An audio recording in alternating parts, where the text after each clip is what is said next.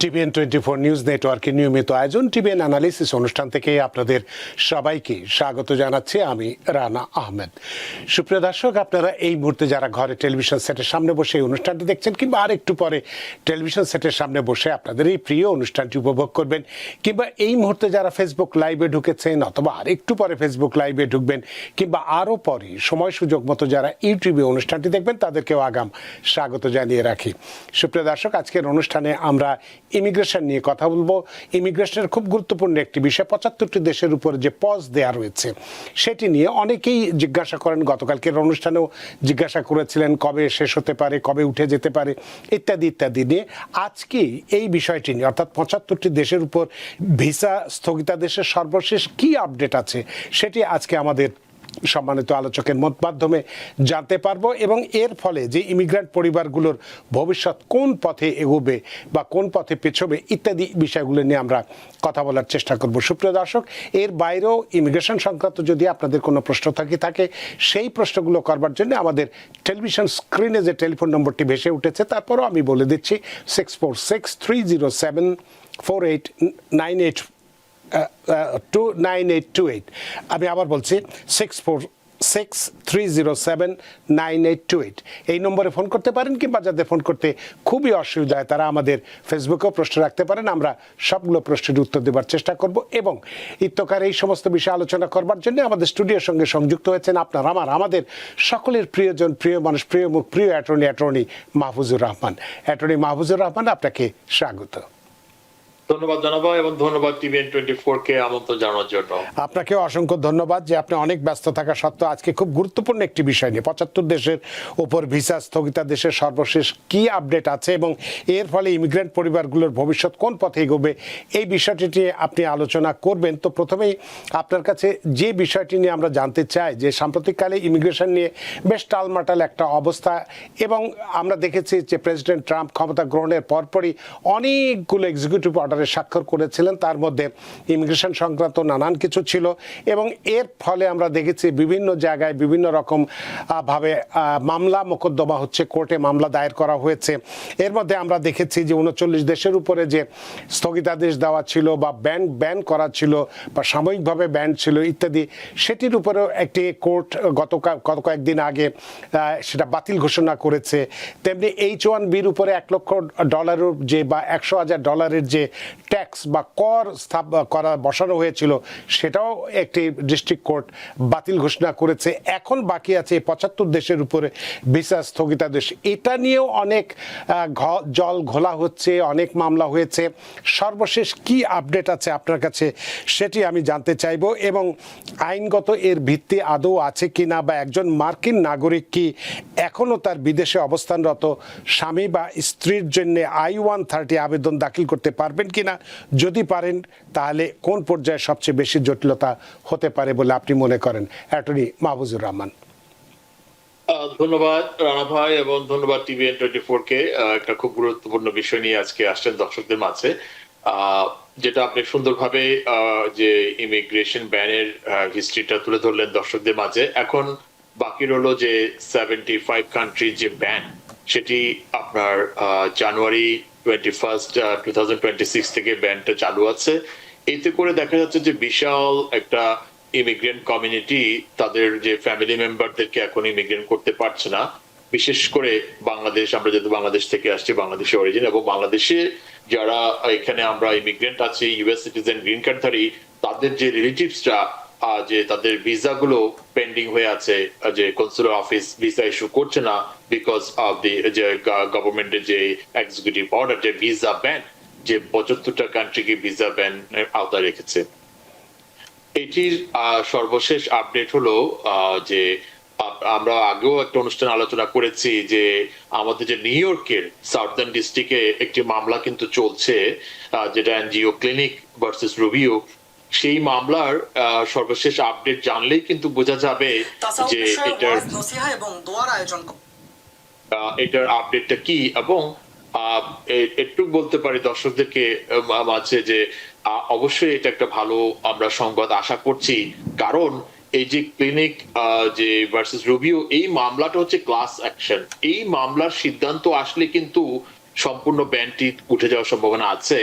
এই মামলায় যে এই এপ্রিলের 24 তারিখ সম্পূর্ণ যে সামার প্লেন্টিফ যেটা ক্লিনিক তারা যে সামারি জাজমেন্টের জন্য আবেদন করেছিল সমস্ত কাগজপত্র জমা দিয়েছে, এবং এই জুন মাসের ফার্স্টে যে জুনের 2 তারিখ কিন্তু আমরা আরেকটি মামলা রায় পেয়েছি ম্যাসাচুসেটের যে ডিস্ট্রিক্ট কোর্ট থেকে, এটা উল্লাহ ভার্সেস লাফে।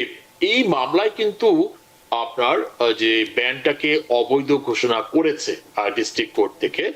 যদিও ওই মামলায় যে শুধু একটা ইন্ডিভিজুয়াল কেসের ক্ষেত্রে অবৈধ ঘোষণা করেছে, সবচেয়ে মজার ব্যাপার হচ্ছে ওই মামলায় যে বাদী ছিল উনি কিন্তু একজন বাংলাদেশী ছিল। উনি একজন বাংলাদেশী ভদ্রলোক যে শরাফতুল্লাহ, ওনার যে ছেলে উনি ইউএস সিটিজেন, ওনার অ্যাডাল্ট চাইল্ডের জন্য আবেদন করেছিল যে 2015 সাল থেকে। উনি যে ভিসা ইন্টারভিউ সম্পন্ন হয়েছে এবং ব্যানের কারণে আসতে পারছে না, ভিসা ইস্যু করছে না, তখন ওখানকার একজন লোকাল ল ফার্মের মাধ্যমে তারা ডিস্ট্রিক্ট কোর্টে মামলা করেছিল, এবং জুনের 2 তারিখ সরাসরি কিন্তু জাজ বলেছে যে এই ব্যানটি সম্পূর্ণ অবৈধ, এটা গভর্নমেন্ট করতে পারে না। যদি ভিসা ভেটিং করতে হয় তাহলে কংগ্রেসের যে কংগ্রেশনাল ল অনুযায়ী ইন্ডিভিজুয়াল ভাবে ভেটিং করতে হবে। এটা কোনো নেশনকে আপনার একতরফা ভাবে আপনার ব্যানের আওতায় রাখতে পারে না। এবং সেই কেস লটাই কিন্তু আপনার যে সাথে সাথে কিন্তু জুনের 2 তারিখ যে ক্লিনিক তারা যে বাদী আমাদের যে সাউদার্ন ডিস্ট্রিক্টে যে মামলা চলছে, সাথে সাথে তারা কিন্তু ওই কেস রেফারেন্সটা তারা কোর্টে জমা দিয়েছে। বলা যেতে পারে যে সাউদার্ন ডিস্ট্রিক্টের সমস্ত কাগজপত্র জমা হয়ে গিয়েছে। আমরা আশা করি ম্যাক্সিমাম 2 মাসের মধ্যে একটা রেজাল্ট পাবো এই সাউদার্ন ডিস্ট্রিক্ট থেকে। এটা ধারণা করা যায় যে এটা অবশ্যই যে এটা ব্যানটি বাতিল হওয়ার সম্ভাবনা খুব ভালো রয়েছে, কারণ অলরেডি একটা ডিস্ট্রিক্ট কোর্ট কিন্তু তারা এটাকে অবৈধ ঘোষণা করেছে এবং সেটা রেফারেন্সও তারা এখানে জমা দিয়েছে। এটা ক্লাস অ্যাকশন, এইটা যদি প্লেন্টিফের ফেভারে আসে তাহলে সরকার এই ব্যানটাকে বাতিল করতে বাধ্য হবে। তার মানে আপনি যে আশার বাণীটি আমাদের শোনাচ্ছেন যে কোর্টে মামলা আছে এবং আগামী 2 মাস, খুব বেশি সময় নেয়, অর্থাৎ জুন মাস তো এখন চলছেই, প্রথম দিকে আছে জুলাই বা আগস্ট মাসের মধ্যে আশা করছি যে এই বিষয়টি সম্পর্কে একটা নিশ্চিত ফলাফল আমরা পেতে যাচ্ছি। এবং যেহেতু একটি কোর্ট এই একই বিষয়, প্রায় একই রকম বিষয় 39টি দেশের উপরে যে বাতিল ঘোষণা করেছে তার রেফারেন্স এখানে জমা দেওয়া হয়েছে, সুতরাং আইন তো একই পথে চলবে। সেক্ষেত্রে আমরা ধরে নিতে পারি 75টি দেশের উপর যে ভিসা স্থগিতাদেশ দেওয়া হয়েছিল সেটি হয়তো আগামী 2 মাসের মধ্যে শেষ হতে যাচ্ছে। তো আমরা যে বিষয়টি নিয়ে এখন কথা বলতে চাই, যে সুপ্রিয় দর্শক আপনারা অনেকেই এই প্রশ্নটি জানতে চান, হয়তো আজকেও অনেকেই প্রশ্ন করবেন যে কি হবে, এটি ব্যাপারে কি আছে। সর্বশেষ আপডেট যেটি আমরা আপনাদেরকে দিলাম যে আগামী 2 মাসের মধ্যে আশা করতে পারছি যে এই বিষয়টি সম্পর্কে একটা ভালো রেজাল্ট পাওয়া যাবে। তো এটি তো আপনি আপডেট দিলেন। এখনকার পরিস্থিতি অনুসারে যদি আপনাকে যে প্রশ্নটি আমি করেছিলাম যে একজন আমেরিকান নাগরিক কি এখনো মানে এই ভিসা পজ যে অবস্থায় আছে তার বিদেশে অবস্থানরত, বিদেশে বলতে আমরা বাংলাদেশেই ধরে নিচ্ছি অবস্থানরত, তার স্বামী বা স্ত্রীর জন্য I-130 আবেদন কি দাখিল করতে পারবেন? যদি পারেন তাহলে কোন পর্যায়ে সবচেয়ে বেশি জটিলতা তৈরি হচ্ছে বলে আপনি মনে করেন? এখনো পারবে, আইন বলবৎ আছে, যদিও ইউএসসিএস এ কিছুটা এখন দীর্ঘসূচিতে দেখা যাচ্ছে I-130 প্রক্রিয়ার মধ্যে, এবং I-130 যে ভিসা প্রসেস সম্পূর্ণ কমপ্লিট করতে পারবে। যদিও এখন ভিসা পজ চলছে, যে আমি যে কিছুক্ষণ আগে যে কেস রেফারেন্সটা দিলাম যে উল্লাহ ভার্সেস লাফেট, এটার মাধ্যমে কিন্তু একটা ডোর ওপেন হয়ে গেছে। যদিও ওই কেসটা কিন্তু সরাসরি 75 কান্ট্রি ভিসা ব্যানকে অবৈধ ঘোষণা করেছে, যদিও ওই কেস লটা শুধুমাত্র একটা ইন্ডিভিজুয়ালের পক্ষে রায় দিয়েছে, সরকারকে বলেছে যে ভিসা পজ উঠাই নাও এবং ওই ইন্ডিভিজুয়ালকে ভিসা ইস্যু করা হোক। এটা তো দ্যাট মিনস হচ্ছে যদি কারো যদি ফ্যামিলি মেম্বার এই ভিসা পজের কারণে বর্তমানে যদি তারা যদি স্টাক হয়ে থাকে, ভিসা ইস্যু না করে, তারা কিন্তু ইন্ডিভিজুয়াল ভাবেও কিন্তু ফেডারেল কোর্টে যেটা রিট অফ ম্যান্ডামাস করতে পারে, এবং 2-3 মাসের মধ্যে কিন্তু সিমিলার ওয়েতে যদি ওই ক্লাস অ্যাকশনের জন্য ওয়েট না করে ইন্ডিভিজুয়াল কেস ফাইল করেও কিন্তু তার রিলেটিভসকে কিন্তু ভিসার ব্যবস্থা করতে পারে। এই কেসের মাধ্যমে এটা সম্ভব বর্তমানে। তো এটা একটা ভালো খবর। তো আপনার কাছে একটু জানতে চাইবো যে যেসব দম্পতির কেস যারা ইতিমধ্যে ন্যাশনাল ভিসা সেন্টার বা এনভিসিতে আপনার বা অথবা দূতাবাস বা এমবাসিগুলোতে দূতাবাস পর্যায়ে রয়ে গেছে, যেখানে রয়ে গেছে, তাদের জন্য এখন কি করণীয় আছে বলে আপনার পরামর্শ? তারা ভিসার যে প্রসেস তো অবশ্যই চলমান আছে, তারা ভিসা প্রসেস সম্পূর্ণ করতে পারে। যদি তারা ভিসা পজের কারণে ভিসা না দেয়, যেটা টু আপনার 21G সেকশন আন্ডারে যাদের কিন্তু ভিসা ইস্যু না করে, তারা কিন্তু ফেডারেল কোর্টের দ্বারস্থ হতে পারে।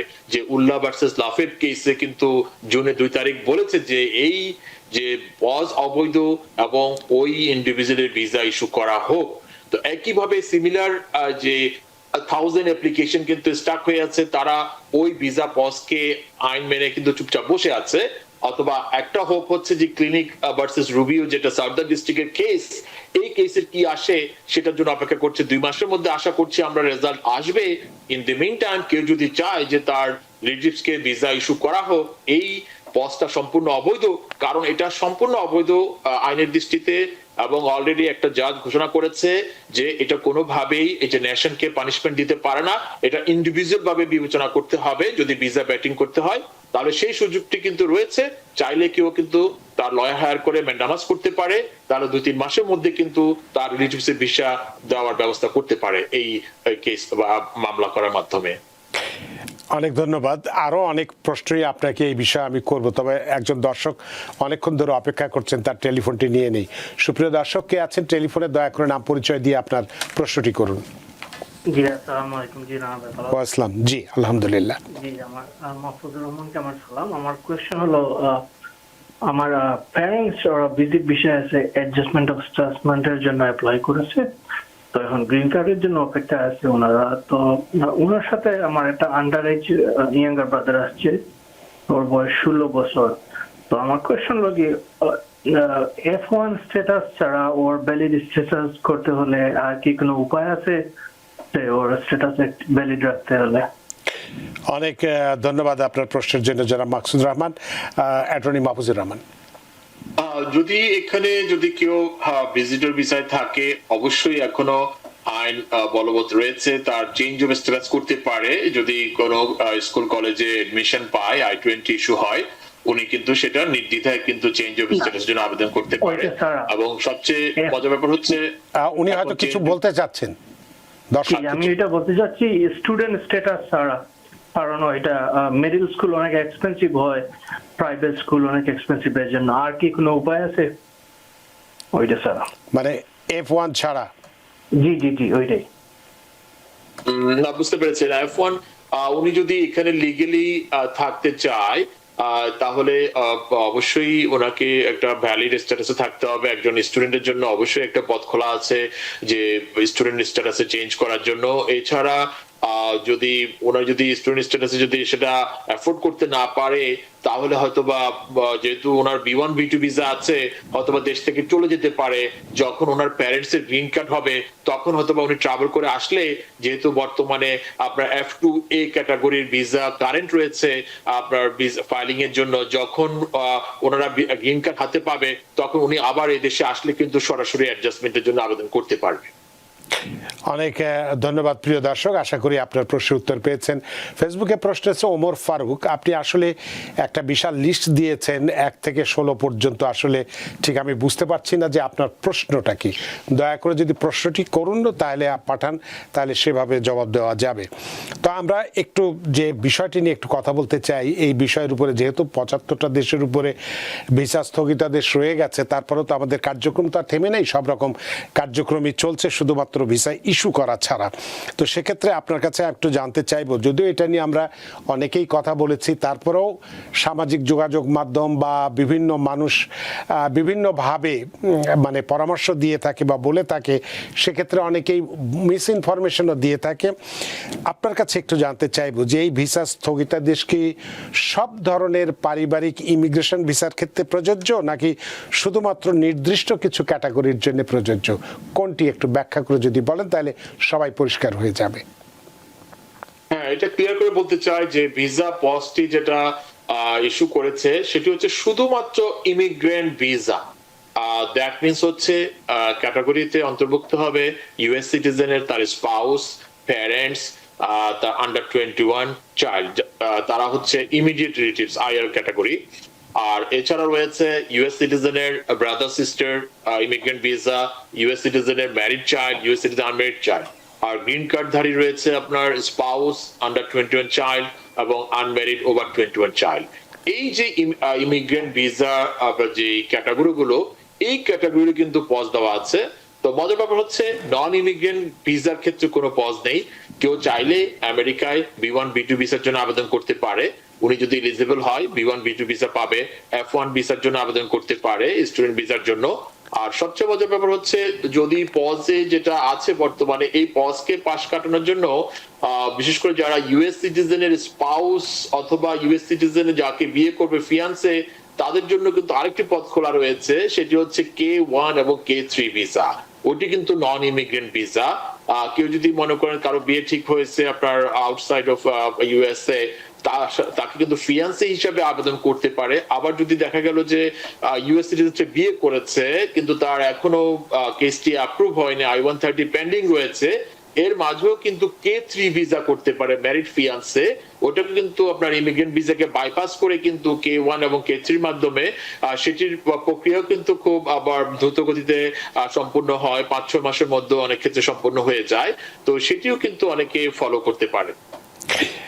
অনেক ধন্যবাদ মাহফুজুর রহমান। একটি প্রশ্ন হচ্ছে আমাদের তানজিল আহমেদ ফেসবুকে, তিনি বলছেন যে বর্তমানে I-130 অ্যাপ্রুভ হতে কতদিন সময় লাগে CR1 ক্যাটাগরিতে? C1 উনি যেটা বলছে যে IR1 CR1 যে কন্ডিশনাল রিলেটিভ গ্রিন কার্ড, তো সেক্ষেত্রে বর্তমানে কিন্তু সময় একটু বেশি লাগছে, প্রায় 18-19 মাস সময় লেগে যাচ্ছে বেশিরভাগ অ্যাপ্লিকেশনের ক্ষেত্রে। তানজিল আহমেদ, নিশ্চয়ই শুনতে পেয়েছেন আপনার যে প্রশ্নটি করেছিলেন কতদিন লাগবে সেটি সম্পর্কে আপনি জেনেছেন। এখন আপনি মিলিয়ে দেখুন যে আপনার কতদিন বাকি আছে। ওমর ফারুক, আপনার প্রশ্নটি আসলে করুন, ওইভাবে আমি অত বলতে পারবো না, অনেক বেশি কিছু যেটা বলেছেন একটি প্রশ্ন আকারে লিখে দিন, সেটি আমি আপনার প্রশ্নটি করব আজকের অতিথির কাছে, তিনি নিশ্চয়ই উত্তর দেবেন। সুপ্রিয় দর্শক, কে আছেন টেলিফোনে? দয়া করে নাম পরিচয় দিয়ে আপনার প্রশ্নটি করুন। আমি আহমেদ বলতেছি ফিনিক্স থেকে। জি, আমার প্রশ্ন হচ্ছে, আমার আম্মু 2024 সালে দেশে আসছিলেন ডিবিতে। জি, 5 বছরের ভিসা আছে। এখানে আসার পরে 3 মাস থেকে চলে গেছেন। জি। এখন চাইছিলাম যে আমি আমার আনার জন্য আম্মুকে, সে আসলে কতদিন থাকতে পারবে। আমি আমার ওয়াইফের মাধ্যমে গ্রিন কার্ড পাইছি 10 ইয়ার্সে। এখন আমি চাইছি যে একটু দেশে যাবো, আমার কোনো প্রবলেম হবে? আমার আগে অ্যাসাইলাম কেস ছিল। আপনার ওয়াইফের মাধ্যমে পেয়েছিলেন? আপনার ওয়াইফ আগে কি কোনো আবার অ্যাসাইলাম করেছিলেন? হ্যাঁ, আমার আগে অ্যাসাইলাম ছিল। পরে বিয়ে করেছেন, ওয়াইফের মাধ্যমে আপনি গ্রিন কার্ড পেয়েছেন, এখন দেশে যেতে চান, কোনো সমস্যা হবে কিনা? হ্যাঁ, আমার এটি হচ্ছে গ্রিন কার্ড, আমার বেবি আছে একটা। বেবিও আছে, ঠিক আছে। অনেক ধন্যবাদ আহমেদ আপনার প্রশ্নের জন্য। অ্যাটর্নি মাহফুজুর রহমান। ধন্যবাদ ওনাকে প্রশ্ন করার জন্য। ওনার আম্মুর অবস্থাটা আগে বলি যে B1 B2 ভিসা আছে, যেটা সাধারণত 6 মাস এন্ট্রি দিয়ে থাকে, কিন্তু এখন তো অনেক নিয়ম পরিবর্তন হচ্ছে, অনেকের ক্ষেত্রে 3 মাস এন্ট্রি দিচ্ছে। তো উনি এয়ারপোর্টে আসলে হয়তো অফিসের উপর ডিপেন্ড করবে, 3 মাস অথবা 6 মাস এন্ট্রি পেতে পারে সেক্ষেত্রে উনি আসলে। আর ওনার ক্ষেত্রে যেটি উনি 10 বছরের গ্রিন কার্ড পেয়েছে ওয়াইফের মাধ্যমে, সেক্ষেত্রে দেশে যেতে কোনো বাধা নেই। যদি ওনার অ্যাসাইলাম ছিল, ওনার হয়তো ওটা অবশ্যই উনি উইথড্র করেছে, অথবা সেটি তো আর অ্যাক্টিভ নেই, সেক্ষেত্রে হয়তোবা উনি সামান্য সম্ভাবনা রয়েছে হয়তোবা ওনার অ্যাসাইলাম রিলেটেড কোনো প্রশ্ন ফেস করার জন্য। আমার মনে হয় না যে খুব একটা ওই ধরনের কোনো সমস্যায় পড়বে উনি ফেরত আসলে। আর উনি যে ওনার যে প্রশ্নটা ছিল যে উনি অ্যাসাইলামের করেছিলেন, পরে তো বিয়ে করেছেন, গ্রিন কার্ড পেয়েছেন, এখন দেশে যেতে চান, সেক্ষেত্রে কোনো সমস্যা হতে পারে? সেটাই বলছিলাম যে যেতে পারে দেশে, কিন্তু আসার সময় অফিসার হয়তোবা ওনার অ্যাসাইলামের ব্যাকগ্রাউন্ড নিয়ে কোনো প্রশ্ন করতে পারে যে ওনার যে কারণে উনি আগে অ্যাপ্লিকেশন ফাইল করেছে সেটি কি এখনো বিদ্যমান আছে কিনা। তো ওনাকে ওইভাবে প্রস্তুতি থাকতে হবে আর কি অফিসারের প্রশ্নের জন্য। অনেক ধন্যবাদ জনাব আহমেদ। তবে যদি বলেন যে পরামর্শ যদি আমার কাছে চান, তাহলে আমি বলবো যে সময়টা যেহেতু একটু খারাপ, একটু চিন্তা ভাবনা করে আপনাকে সিদ্ধান্ত নিতে হবে। অর্থাৎ যদি খুব বেশি জরুরি না হয় সেক্ষেত্রে থেকে যাওয়াটাই ভালো আরও কিছুদিন, তারপরে একবারে যখন পাসপোর্ট পেয়ে যাবেন তখন হয়তো কোনো সমস্যা হবে না। আপনার প্রশ্নের জন্য অনেক ধন্যবাদ। আপনি দর্শক আরও আছেন, তার আগে একটু বলে নিই, আবু রায়হান আপনি বারবারই বলছেন যে ভিসা পজ নিয়ে কি কোনো খবর আছে কিনা। আপনি যদি অনুষ্ঠানটি শুরু থেকে শুনে থাকেন, একদম শুরুতেই আমরা ভিসা পজ নিয়ে বিস্তারিত কথা বলেছি। এই অনুষ্ঠানটি যেহেতু আমাদের ফেসবুক, ইউটিউব সব জায়গাতেই থাকবে, এখন তো ফেসবুকেও আছে, ইউটিউবেও যাবে, আপনি যদি দেখে নেন তাহলে এই বিষয়ে আপনার বিস্তারিত জানতে পারবেন। আমরা একটু টেলিফোনে যাই। সুপ্রিয় দর্শক, কে আছেন টেলিফোনে? দয়া করে নাম পরিচয় দিয়ে আপনার প্রশ্নটি করুন। আসসালামু আলাইকুম, আমি রহমান ব্রুকলিন থেকে বলছিলাম। জি, আমার কোয়েশ্চেনটা ছিল ছোট্ট প্রশ্ন, সেটা হচ্ছে আমরা জানি যে ভিসা বুলেটিনের চার্ট বি যখন কারেন্ট হয় জি, তখন প্রয়োজনীয় ডকুমেন্ট DS-260 এগুলো পূরণ করতে হয়, জি, কিন্তু লয়ার বা সর্বক্ষেত্রে একটা কথা বলা থাকে যে প্রায়োরিটি ডেট কারেন্ট হলে এখন এই প্রায়োরিটি ডেট কি চার্ট বি নাকি চার্ট একে ধরা হয় ভিসা বুলেটিন? অনেক ধন্যবাদ। অ্যাটর্নি মাহফুজুর রহমান। ওরা দুটো চার্ট রয়েছে, চার্ট এ এবং বি। অবভিয়াসলি যখন ভিসা কারেন্ট যে ফাইনাল অ্যাকশন, ওইটাকে চার্ট এ কে বলা হয় final action date. That mean হচ্ছে ওই ডেটটিকে হবে যে কাট অফ লাইন, ওই ডেটের আগে পর্যন্ত যাদের আপনার প্রায়োরিটি ডেট থাকবে তারা হচ্ছে ভিসা স্ট্যাম্পিং এর জন্য এলিজিবল হবে। আর ফাইলিং ডেট ডিফারেন্স, যেটাকে চার্ট বি বলা হয়, ওইটা হচ্ছে ইন অ্যাডভান্স 1 বছর আগে থেকে ন্যাশনাল ভিসা সেন্টার তাদের যে প্রক্রিয়া শুরু করার জন্য একটা আপনার টাইম লাইন, যে ডেট প্রায়োরিটি ডেট, সেটা ইস্যু করা হয়। তো সেই ক্ষেত্রে ভিসার জন্য অবশ্যই ওনাকে ফাইনাল অ্যাকশন ডেটটিকে ফলো করতে হবে, যে প্রায়োরিটি ডেট কখন কারেন্ট হয়েছে ওই কারেন্ট ডেট অনুযায়ী কিন্তু ভিসা ইস্যু করা হবে। অনেক ধন্যবাদ রহমান আপনার প্রশ্নের জন্য। আশা করি প্রশ্ন উত্তর পেয়েছেন। সুপ্রিয় দর্শক, কে আছেন টেলিফোনে? দয়া করে নাম পরিচয় দিয়ে আপনার প্রশ্নটি করুন। হ্যালো, আসসালামু আলাইকুম। আমার নাম রশিদ আহমেদ, আমি বাফেলো, নিউ ইয়র্ক থেকে বলছি। জি, আমার কোশ্চেনটা ছিল ক্যাটাগরি A4 এ। জি, আমি আমার বড় ভাইয়ের জন্য অ্যাপ্লাই করি 2008 এ, এখন কেসটা DQ তে আছে। জি। এখন আমার কোশ্চেন হচ্ছে যে ডিকিউ কবে হয়েছে? আপনার অলমোস্ট 3 মাস হয়েছে। আচ্ছা, এখন আমার কোশ্চেন হচ্ছে যে আমার বড় ভাই লাস্ট ইয়ার, আমার বাবা অসুস্থ ছিল, উনি ভিজিট করতে আসছিল, তো আবার উনি অন টাইমে চলে যায়, 1 মাস আগে চলে যায়। জি।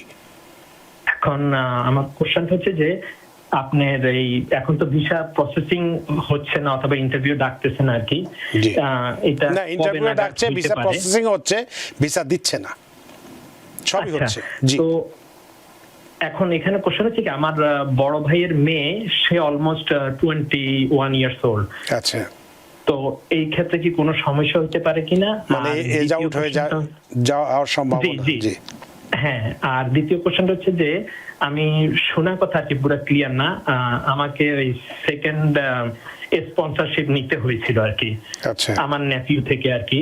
তো এই ক্ষেত্রে কি এমবাসিতে কোনো রিলেটেড কোশ্চেন করতে পারে কিনা অথবা এতে ডিনাইয়ের সম্ভাবনা আছে কিনা? অনেক ধন্যবাদ রশিদ আহমেদ আপনার প্রশ্নের জন্য। অ্যাটর্নি মাহফুজুর রহমান।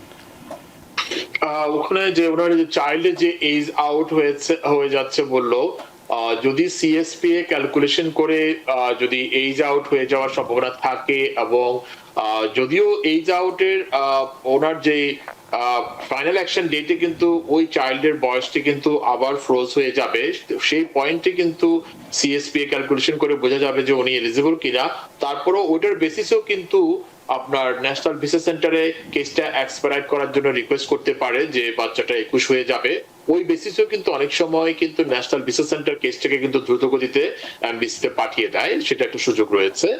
আর স্পন্সরের বিষয়ে অবশ্যই এখন বর্তমানে যে ভিসা পজের পাশাপাশি কিন্তু এমবিসি কিন্তু আবার যে 212 আপনার সম্ভবত A4A যে ওই সেকশনের আন্ডারে কিন্তু likely to be public charge, যদি অনেক সময় দেখা যায় স্পন্সরের যদি ভালো ইনকাম না থাকে এবং জয়েন্ট স্পন্সর যদি স্ট্রং না থাকে, সেক্ষেত্রে কিন্তু সেটিও কিন্তু আপনার ইমপ্লিকেশন হতে পারে। তো সেক্ষেত্রে অবশ্যই যেন স্পন্সর, জয়েন্ট স্পন্সর স্ট্রং থাকে, সেটাও কিন্তু কিন্তু বিবেচনায় আনতে হবে। অনেক ধন্যবাদ প্রিয় দর্শক, আশা করি আপনার প্রশ্নের উত্তর পেয়েছেন। সুপ্রিয় দর্শক, কে আছেন টেলিফোনে, দয়া করে নাম পরিচয় দিয়ে আপনার প্রশ্নটি করুন। আসসালামু আলাইকুম, আমি ফরহাদ ব্রুকলিন থেকে। জি, আমার প্রশ্ন হলো, আমার ওয়াইফের ইন্টারভিউ ডেট এসেছে সামনের মাসে 18 তারিখে, জি। কিন্তু আমার মেয়েটা এখনো অ্যাপ্রুভ হয় নাই। মানে আমি কি করা যায়? আমার মেয়ের বয়স 3 বছর। মেয়েরটা অ্যাপ্রুভ হয়নি, কিন্তু আপনার ওয়াইফের সামনের মাসে 18 থেকে ইন্টারভিউ। এখন কি করণীয়? অনেক ধন্যবাদ। অ্যাটর্নি মাহফুজুর রহমান। ওনার প্রশ্ন শুনে বুঝতে পেরেছি যে উনি হয়তো আগে গ্রিন কার্ড ছিল, ওয়াইফ চিলড্রেন একসাথে ছিল, পরবর্তীতে উনি সিটিজেন হয়ে গিয়েছে, ওনার মেয়ের জন্য আবেদন করেছে, কিন্তু ওয়াইফের ইন্টারভিউ চলে আসছে। জি। তো সেক্ষেত্রে উনি যেটি করতে পারে, এমবিসিতে কিন্তু ওনার যে বাচ্চার অ্যাপ্লিকেশন পেন্ডিং আছে সেটির কারণ দেখিয়ে কিন্তু ওয়াইফের আপনার ইন্টারভিউ ডেটটি কিন্তু আরো 1 বছর পিছিয়ে দিতে পারে। এমবিসি কে রিকোয়েস্ট করলে তারা কিন্তু এটা উইদাউট এনি কোশ্চেন তারা এটা পিছিয়ে দিবে। আর যদি মনে করে যে না ওয়াইফ আগে চলে আসবে, সেটিও চলে আসতে পারে। কিন্তু উনি যদি চায় যে না বাচ্চা মা একসাথে আসবে, সেক্ষেত্রে ঢাকা এমবিসি কে রিকোয়েস্ট করলে তারা কিন্তু ওনার ইন্টারভিউটা রিস্কেডিউল করে দিবে। অনেক ধন্যবাদ প্রিয় ফরহাদ সাহেব, আপনার আশা করি আপনার প্রশ্নের উত্তর পেয়েছেন। সুপ্রিয় দর্শক, কে আছে টেলিফোনে, দয়া করে নাম পরিচয় দিয়ে আপনার প্রশ্নটি করুন। হ্যালো, আসসালামু আলাইকুম। আসসালাম। জি, আমি আমার নামটা বলতে চাচ্ছি না। ঠিক আছে, না অসুবিধা নেই, বলুন। আচ্ছা, আমার এসএলই তে আছি, কিন্তু আমি গত বছর আমার ইন্টারভিউ হয়েছে জি, 2025 আর কি মে মাসে। তো এখনো শুধু মানে পেন্ডিং দেখাচ্ছে, ডিসিশন পেন্ডিং দেখাচ্ছে। জি। এটা কি আরো কি সময় লাগবে, না আমাদের কিছু করতে হবে? মানে এখন আপনার কি করণীয় এটাই জানতে চাচ্ছেন, তাই তো? জি জি জি অনেক- জি। অনেক ধন্যবাদ আপনার প্রশ্নের জন্য। অ্যাটর্নি মাহফুজুর রহমান। আমি একটু মিস করেছি, মানে উনি কার জন্য আবেদন করেছিল বললো? উনি নিজেই অ্যাসাইলাম করেছিলেন, আমি নিজে অ্যাপ্লিক্যান্ট অ্যাসাইলাম করেছেন, অ্যাসাইলি আর কি। উনি 25 সালের মে মাসে ওনার ইন্টারভিউ হয়েছে, 10 ডিসিশন বছর পর। তাই ডিসিশন এখন পেন্ডিং দেখাচ্ছে। এর বেশি আর কিছু নেই, উনি কি করতে পারেন? না, সাধারণত আপনার সালাম অফিসে ইন্টারভিউ হলে ওরা 15 দিনের মধ্যে সিদ্ধান্ত জানিয়ে থাকে, আইদার মেল আউট করে আর না হলে ডেকে এনে আপনার সিদ্ধান্ত দিয়ে দেয়, যেটা কিনা আইদার অ্যাপ্রুভাল হতে পারে অথবা রেফারেল হতে পারে ইমিগ্রেশন কোর্টে। আবার কিছু কিছু ক্ষেত্রে কিন্তু তারা ভ্যাটিং এর জন্য অথবা উনি এমন কোনো প্রমাণপত্র জমা দিয়েছে অথবা এমন কোনো ইনফরমেশন তাদের কাছে আছে যেগুলো কিনা অনেক সময় ভ্যাটিং এর দরকার হয়, সেক্ষেত্রেও কিন্তু তারা দীর্ঘ সময় নিয়ে থাকে। তবে ওনাকে ওইট হওয়ার কোনো কারণ নেই, ওরা যখনই সিদ্ধান্ত পৌঁছবে ওনাকে অবশ্যই ওরা নোটিফাই করবে। অনেক ধন্যবাদ প্রিয় দর্শক, আশা করি প্রশ্নের উত্তর পেয়েছেন। একটু ফেসবুক থেকে প্রশ্ন নেই। আশফাক মাহমুদ, তিনি বলছেন আমার মায়ের জন্য আমার খালা 2008 সালে F4 অ্যাপ্লাই করেছিলেন, এখন আমার মার 60 দিনের চিঠি পেয়েছে, এখন কি করণীয়? আর আমার বয়স 31 হয়ে গেছে, আমি কিভাবে আসবো আমেরিকায়? এ ব্যাপারে আপনার কি পরামর্শ? না, যেটা F4 ক্যাটাগরির প্রায়োরিটি ডেট তো 8 সালে করলে এখন তো সেটা ভিসা প্রসেসিং শুরু হয়ে গেছে। প্রসেসিং এর জন্য যা যা দরকার সেটা সম্পন্ন করতে হবে। আর যদি চাইল্ড অবভিয়াসলি 21 আন্ডার 21 চাইল্ড তারা এলিজিবল হয়, ওভার 21 হলে ওনাকে অবশ্যই সিএসপিএ ক্যালকুলেশন করে দেখতে হবে যে উনি এলিজিবল কিনা। অবশ্যই কোনো বিজ্ঞ লয়ারের সাথে আলাপ করে দেখতে পারে।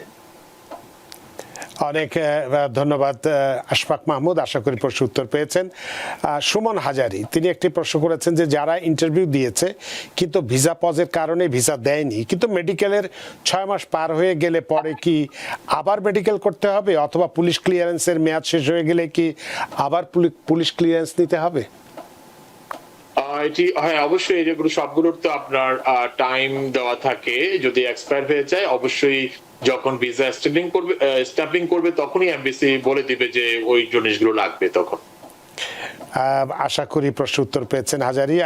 আপনি নিশ্চয়ই আপনার প্রশ্নের উত্তরটি পেয়েছেন। ওমর ফারুক, তিনি অনেক বড় প্রশ্ন এর আগে করেছিলেন 16টাই দিয়ে, এখন ছোট করে তিনি লিখেছেন যে তার সন্তানের জন্য সিআরবি এর জন্য আবেদন করবেন, তার ফিজিক্যাল প্রেজেন্ট প্রমাণের জন্য অন্য কোনো ফাইল নেই, শুধু পাসপোর্টে ডিপার্চার অ্যান্ড অ্যারাইভাল রয়েছে, তা দিয়ে কি ফিজিক্যাল প্রেজেন্ট প্রমাণ করা সম্ভব?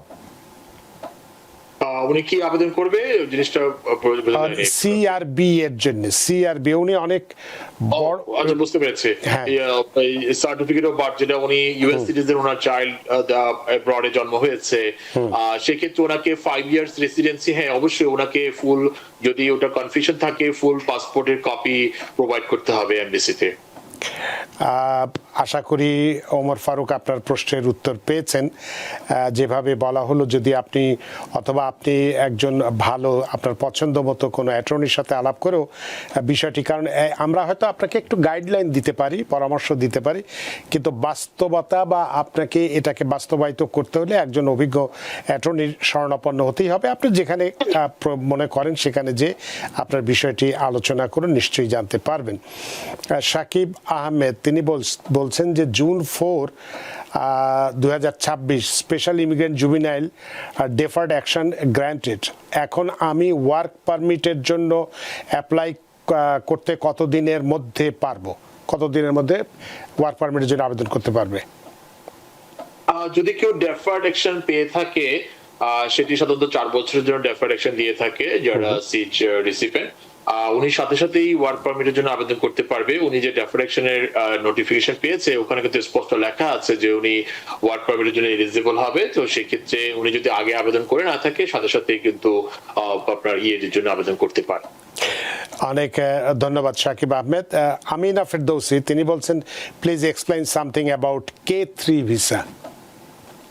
আপনি যদি এর আগে কিছুটা বলেছিলেন এই সম্পর্কে। রাইট, এটি হচ্ছে এটাকে যেটা বলা হয় যে ম্যারিড ফিয়ান্সে। আমরা সাধারণত ফিয়ান্সে বলি যে যারা কিনা বিয়ে করেনি, কিন্তু ম্যারিড ফিয়ান্সে এটার নাম দিয়েছে। তো সেটি হচ্ছে ওইটা এইভাবে ডিজাইন করা হয়েছে, যেমন বর্তমানে ইউএস সিটিজেন তার স্পাউসের জন্য, মানে ম্যারিড করলে তার স্পাউসের জন্য যদি ভিসা প্রসেসিং এর জন্য আবেদন শুরু করে, যেমন ফার্স্ট স্টেপ হচ্ছে I-130। যেমন I-130 করলে বর্তমান যে টাইম ফ্রেম, সেটি 18 থেকে 19 মাস লাগছে ইউএসসিএস এর ওয়েবসাইট অনুযায়ী। তো একজন ইউএস সিটিজেন তার স্পাউসের জন্য এত লম্বা সময় ওয়েট করবে, সেটিকে বাইপাস করার জন্যই কিন্তু ল ডিজাইন করা আছে যে K3, যে ম্যারিড ফিয়ান্সে, যে ওই I-130 আবেদন যখন করবে পেন্ডিং থাকা অবস্থায়, ওইটা অ্যাপ্রুভাল হওয়ার আগে কিন্তু চাইলে তার স্পাউসকে আমেরিকায় নিয়ে আসতে পারে। সেটি হচ্ছে K3 ভিসা। তো সেক্ষেত্রে ফার্স্ট ওনাকে যেটি করতে হবে, I-130 আগে আবেদন করতে হবে। I-130 সাকসেসফুলি ফাইল করার পরে ওই রিসিপ্ট লেটারের বেসিসে উনি K3 ভিসা আবেদন করতে পারে, যে ম্যারিড ফিয়ান্সে, যেটা আমরা বলি K1 ভিসা ছিল শুধু ফিয়ান্সে ভিসা। তো সেটি কিন্তু ফাস্টার ট্র্যাক, যেটা 5-6 মাসও অনেক ক্ষেত্রে সম্পন্ন হয়ে যায়। ওই ওনার স্পাউস যখন আমেরিকায় আসবে, তখন কিন্তু ওই I-130 বেসিসে ওনার জন্য এখানে অ্যাডজাস্টমেন্টের জন্য আবেদন করতে পারবে। অনেক ধন্যবাদ আমিনা ফেরদৌসি। আপনি আবারও বলেছিলেন যে অলরেডি আপনি সাবমিট করেছেন, তো সেটাই আপনি হয়েছে। এখন যেভাবে বলা হলো সেভাবে যদি আপনি কাজ করেন, তাহলে নিশ্চয়ই আপনার হাজব্যান্ড আসতে পারবেন। আপনার প্রশ্নের জন্য অনেক ধন্যবাদ। সুপ্রিয় দর্শক কে আছেন টেলিফোনে, দয়া করে নাম পরিচয় দিয়ে আপনার প্রশ্নটি করুন। হ্যালো, আসসালামু আলাইকুম। আসসালাম। আমি মোহাম্মদ হুসেন আলী। জি, আমি আপনার মাসুদের কাছ থেকে জানতে চাইলাম যে আমি মার্চের 29 তারিখ আমি অ্যাসাইলাম আবেদন করছি এখন। কোন সালে? এই বছরে? জি, এই না, আমি কেসুইন করছি ওই তারিখে। না, কোন বছরে? মার্চের 29, 2025 সালে। 25 সালে, জি 25 সালে ওইটা আমি আবেদন করছি, গ্রিন কার্ডও লাগে নাকি। তো আমি এখন আমার কতদিন লাগবে আমার গ্রিন কার্ড আইতে, আমি জানতে চাই। অনেক ধন্যবাদ হোসেন আলী। অ্যাটর্নি মাহফুজুর রহমান, আপনি বুঝতে পেরেছেন উনি অ্যাসাইলাম করেছেন না অ্যাসাইলাম উইন করেছেন? গ্রিন কার্ডের জন্য আবেদন করেছেন মার্চের 29 তারিখে 2025 সালে। রাইট। দ্যাট মিন্স সাথে সাথে গ্রিন কার্ডের জন্য আবেদন করেছে। যদি গ্রিন কার্ডের জন্য আবেদন করে থাকে, সেক্ষেত্রে সাধারণত রেগুলার টাইম ফ্রেম 15-16 মাসে সাধারণত তারা ইস্যু করে থাকে। যদিও এখন ব্যাটিং এবং অন্যান্য ইস্যুর কারণে তারা কিন্তু বেশ দীর্ঘায়িত হচ্ছে, অনেক ক্ষেত্রে আপনার 24 মাসও লেগে যাচ্ছে। নিশ্চয়ই আপনি শুনতে পেয়েছেন মিস্টার হোসেন আলী, 24 মাস পর্যন্ত লাগে, তো আপনার এখনও 24 মাস হয়নি। তারপরে একটু অপেক্ষা করুন, তারপরে যদি না আসে তখন পরবর্তীতে আবার যদি টেলিফোন করে তখন সেভাবে আপনাকে পরামর্শ দেওয়া যাবে। জুলন সেন তিনি বলছেন যে F4 DQ 2007 কবে ডাকবে, এখন কোন সাল চলছে? আপনি ভিসা বুলেটিন দেখলেই বুঝতে পারবেন F4 এখন বর্তমানে চলছে 8ই নভেম্বর 2008 সাল। তো এক্ষেত্রে একটু আনইউজুয়াল মনে হচ্ছে, DQ 2007 সাল হলে তো হয়ে যাওয়ার কথা। এই ব্যাপারে আপনার কি পরামর্শ আছে অ্যাটর্নি মাহফুজুর রহমান? না, সেক্ষেত্রে ন্যাশনাল ভিসা সেন্টারকে একটা কার্টিসি রিমাইন্ডার দিতে পারে যে কখন আপনার ভিসা ইস্যু করা হবে। তারা কিন্তু আপডেট দিয়ে দিবে, যে তারা অনেক সময় তারা বলে থাকে যে এটা অলরেডি এমবিসিতে পাঠিয়ে দেওয়া হচ্ছে, প্যাকেজ অথবা ইন্টারভিউর কিউতে রয়েছে। অনেক ধন্যবাদ জুলন সেন, আশা করি আপনার প্রশ্নের উত্তর পেয়েছেন। আমাদের হাতে সময় নেই, সময়ের দড়িতে বাঁধা, সময় সীমানো টপকানো কঠিন, তাই অনুষ্ঠানটা শেষ করতে হচ্ছে না। অনেকেই এখনো প্রশ্ন করেছেন ফেসবুকে, কিন্তু সময়ের অভাবে আপনাদের প্রশ্নের উত্তর দিতে পারছি না। আগামী শুক্রবারও অ্যাটর্নি থাকবে এই অনুষ্ঠানে, দয়া করে যদি সেদিন আগেই একটু আগে প্রশ্ন করেন তাহলে আপনাদের সবগুলো প্রশ্নের উত্তর দিতে পারবো। অ্যাটর্নি মাহফুজুর রহমান, আপনি অনেক ব্যস্ত মানুষ, সব ব্যস্ততা উপেক্ষা করে আমাদের সাথে সংযুক্ত হয়েছেন এবং খুব গুরুত্বপূর্ণ আপডেট। আবারও বলি, অনেক দর্শক আমাদের অনুষ্ঠান শুরুর পরে জানতে চাচ্ছেন 75 দেশের ভিসা পজের অবস্থা কি। এটা নিয়ে আমরা অনুষ্ঠানের শুরুতেই আলোচনা করেছি। অনুষ্ঠানটি যদি আপনারা ফেসবুকে অথবা ইউটিউবে পরবর্তীতে দেখেন, সমস্ত উত্তর আপনারা পেয়ে যাবেন। আশা করছি যে আগামী 2 মাসের মধ্যে বিষয়টি স্যাটাস্যাট হয়ে যেতে পারে, এটি আমাদের আশা। যেহেতু বিভিন্ন দিক থেকে ডিস্ট্রিক্ট কোর্টগুলোতে মামলা হচ্ছে এবং মামলা যারা আবেদন করছে তাদের পক্ষেই যাচ্ছে, সুতরাং এটিও আমরা আশা করি যে পজটি উঠে যেতে পারে। অ্যাটর্নি মাহফুজুর রহমান, আপনার এই চমৎকার আলোচনার মধ্যে দিয়ে সত্যি আমরা ঋদ্ধ এবং প্রাণিত। ধন্যবাদ জনাব ভাই, এবং ধন্যবাদ TVN 24 কে আমন্ত্রণ জানানোর জন্য। আপনাকে আবারও ধন্যবাদ। সুপ্রিয় দর্শক, এতক্ষণ আমরা এই 75 দেশের উপর ভিসা স্থগিতাদেশের সর্বশেষ কি আপডেট আছে সেটি আমরা আলোচনা করেছি, এবং এর পরিপ্রেক্ষিতে অর্থাৎ বর্তমান অবস্থার পরিপ্রেক্ষিতে ইমিগ্রেন্ট পরিবারগুলোর ভবিষ্যৎটা কোন পথে যেতে পারে সেটি নিয়েও আমরা কথা বলেছি। ভিসা পজ উঠে গেলে কি হতে পারে এবং বর্তমান অবস্থায় কি হতে পারে সেগুলো নিয়ে আলোচনা করেছি। আশা করি আজকের অনুষ্ঠান আপনাদের যথেষ্ট ভালো লেগেছে। সুপ্রিয় দর্শক, যে যেখানেই থাকুন, ভালো থাকুন, সুস্থ থাকুন, নিরাপদে থাকুন। TVN 24 নিউজ নেটওয়ার্কের সাথেই শুভরাত্রি।